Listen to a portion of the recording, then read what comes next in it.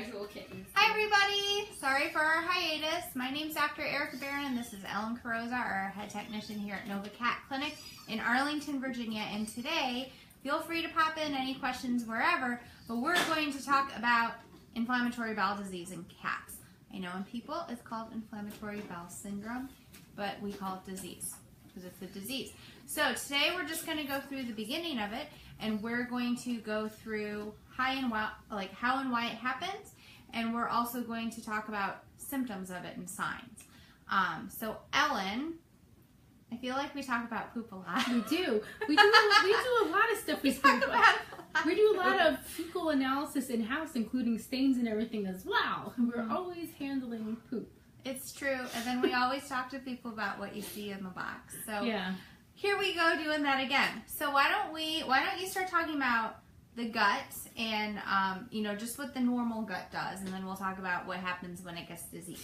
Well, the difference between the feline patient, because they're true carnivores, versus your omnivorous patient, is you are always going to have different lengths of your intestine, because cats have a very short intestinal tract. They also have different flora as well with their intestinal tract as well.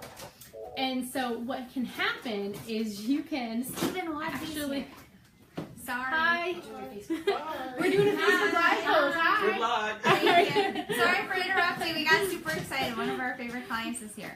So anyways, so what happens is IBD basically is this huge inflammatory process that can be caused by numerous things. And so when the cat usually is presented for poop issues, it's usually because this cat's been having chronic diarrhea for a long time, and your veterinarians have ruled out all sorts of parasites.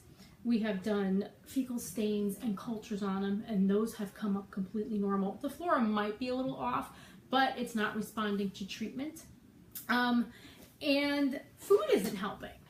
So what's next that we have to do is look at it from a different point of view. And that's when the veterinarian really starts looking at the other diagnostics that they're going to use, other than just asking about litter box habits. What does it look like? What does it smell like? Unfortunately, please bring in multiple samples. Yes, last night's food might come out 45 minutes later, because like I said, the intestinal tract is really short on cats, and when you have IBD, sometimes that intestinal tract is on overdrive, and that food is going to come out very quickly, sometimes even really not even digested in certain cats. So what happens next after you have done all the poop stuff? So real fast, I just wanted to talk a little bit more about the GI tract. So going off of what Ellen said, in cats it's much shorter, and in the small intestine, if you think of the small intestine like a tube, and in this tube, on the inside of the tube, there's all these little guys, the microvilli. And as there's chronic inflammation, whether that be, as Ellen said, from dietary issues that don't agree, or just the natural change in what a cat does now than it used to, the microbiome isn't what it used to be. You know, our microbiomes are supposed to have 1 trillion different species of gut bacteria in them, and now we don't. And that's why everybody talks about prebiotics and probiotics and all those things. But, oh look, your mom says hi. Hi, Mom. But the importance of this microbiome is that not only are we feeding ourselves, but we're feeding our gut flora, and if that gut flora isn't right, then these microvilli that are like this are going to get shorter and shorter and fatter, and then the cell walls of the intestine are going to get thicker and thicker and thicker and not pull the nutrients out as well. And then that causes kind of things to go faster through because things aren't being absorbed properly. Right, and that including water, because you have to remember the colon is the area where you absorb all the water, and you're supposed to have that nice form stool. When you have all that inflammation, that is impossible to happen. Right, and that's why when we palpate cats and dogs, and when your doctor palpate too, I assume they do this too, we feel your gut. We feel the cat's gut. We want to make sure it's not thick, it's not ropey. We don't want to feel an abnormal area. We want it to all be smooth and happy. So when that happens, peristalsis, or the act of things going through the GI tract, gets all messed up. and things don't get absorbed properly, the cats start to lose weight. They might start having vomiting as well. They might have diarrhea. Sometimes it seems illogical, but sometimes they start having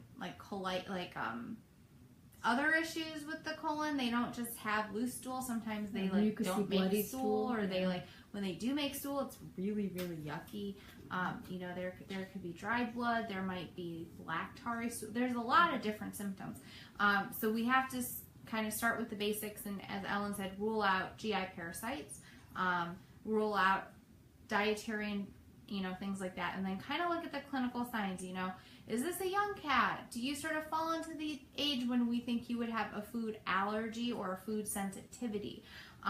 Is it just that you need probiotics? Some cats, just like some people, just need probiotics. Think of all the people who, once they started drinking kombucha, they're like magically a different person and they feel way better. Because of this leaky gut syndrome, it could be causing so many different signs in these cats. It can cause poor hair coat. It could cause, secondary stomatitis because the pH of your body changes. I always feel like when the pH of your body changes, there should be a urinary sign, but I don't feel like there usually is. But in my head, I'm like, if there's a pH in your body change, there should be more urinary signs, but there never are, so don't worry about that. And just not feeling well, like they don't want to be touched. Yeah. They hurt. Being in inflammatory distress, it's really miserable. Like you just don't feel well anywhere. You're exhausted, you're tired. They might want to just be by themselves even more, and instead of sleeping like 20 hours a day, they're sleeping like 22 hours a day. So those are the things I usually think about. And then, again, one of the most common signs we see cats for with inflammatory bowel disease is issues in the litter box. Yeah.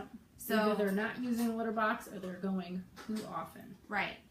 And then they start going outside the litter box because they either can't make it or because it's not clean enough for them to use. Because cats don't like to go in the bathroom if it's not clean. It's like the Renaissance Festival in the summertime when you have to... You're holding it as long as you possibly can, and finally going, oh my gosh, I have to pee so bad, and it's middle of August or September at the Ren Fair, and you just want to scream and cry and go in the woods instead of using the porta potty. It is that bad, and that is how your cat sees the litter box when it is not scooped that often. It's horrifying. Nobody wants to use a bathroom like that. Yeah, so you gotta scoop it at least once a day, and then you gotta clean the whole thing out at least once a week. And remember, the rule of thumb is 1 box per cat plus 1 extra. Yes, and +1. I feel like we should say cat +1. Cat but that might be confusing because you have to have 1 for the cat. I know one person once described it as there's 1 for the house and 1 for the cat. And I was just like, but the house doesn't use it. And they were like, no, it's just for the house. And then I just let it go. Feng shui for your cat. I don't know. So anyway, that's what we were going to talk about today. Today's part 1. So to wrap up again, inflammatory bowel disease is a big group of things that cause GI issues.